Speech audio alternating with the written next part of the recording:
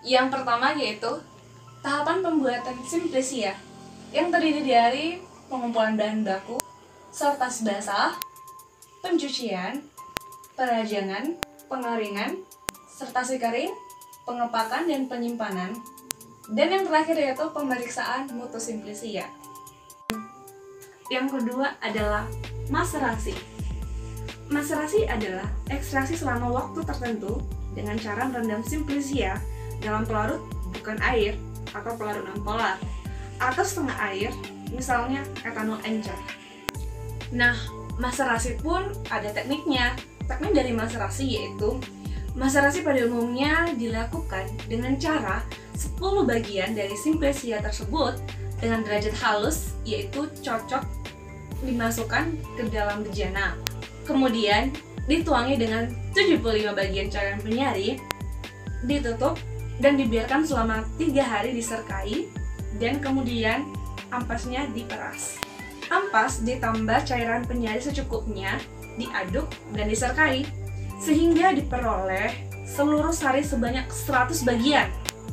Kemudian bejana ditutup, dibiarkan di tempat sejuk, terlindung dari cahaya selama 2 hari, kemudian endapan dipisahkan.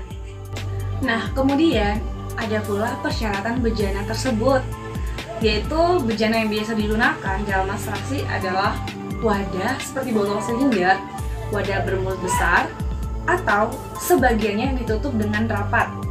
Selanjutnya, bejana tersebut disimpan pada suhu kamar, terlindungi dari cahaya langsung. Nah, sekarang kita akan masuk ke materi yang ketiga. Yang ketiga yaitu sokletasi. Nah, kalian tahu nggak pengertian sokletasi? Sokletasi itu yaitu ekstraksi dengan pemanasan secara kontinu atau terus-menerus hingga cairan yang berada pada alat soklet tersebut tidak berwarna lagi.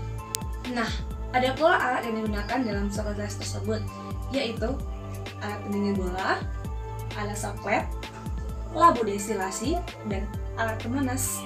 Nah, Mimimors bisa lihat gambar di sampingnya.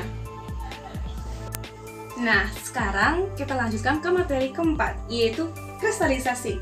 Kristalisasi merupakan teknik pemisahan kimia antara bahan padat dan cair, di mana terjadi perbedaan massa atau massa transfer dari suatu zat larut atau solut dari cairan atau larutan ke fase kristal padat. Untuk mekanisme kristalisasi ini pun terdiri atas 2, yaitu pembentukan inti dan pertumbuhan inti. Untuk pertumbuhan intinya atau pertumbuhan dari kristalisasinya yaitu merupakan gabungan dari 2 proses, yaitu transportasi molekul-molekul atau ion-ion dari bahan yang akan dikristalisasikan dalam larutan ke permukaan dengan cara difusi. Untuk cara-cara kristalisasinya terdiri atas 3, larutan harus jenuh, yang kedua yaitu larutan harus homogen, dan yang ketiga adanya perubahan suhu. Dan yang terakhir untuk metode kristalisasinya yaitu terdiri dari atas 4 bagian: pendinginan, pemanasan, pendinginan dan pemanasan, dan yang keempat adalah penambahan bahan atau zat lain. Nah, sekarang kita akan masuk ke materi kelima, yaitu rekristalisasi atau pemurnian. Rekristalisasi adalah teknik pemurnian yang digunakan pada perbedaan kelarutannya dalam keadaan panas atau dingin dalam satu pelarut. Prinsip pembentukan kristalisasi ini pun kembali dilakukan dengan pendinginan larutan hingga tercapai keadaan di atas jenuh. Jadi, rekristalisasi itu meliputi tahap awal, yaitu melarutkan senyawa dengan dimurnikan dalam sesedikit mungkin pelarut atau campuran pelarut dalam keadaan panas atau dingin sampai suhu mendidih sehingga diperoleh larutan jernih.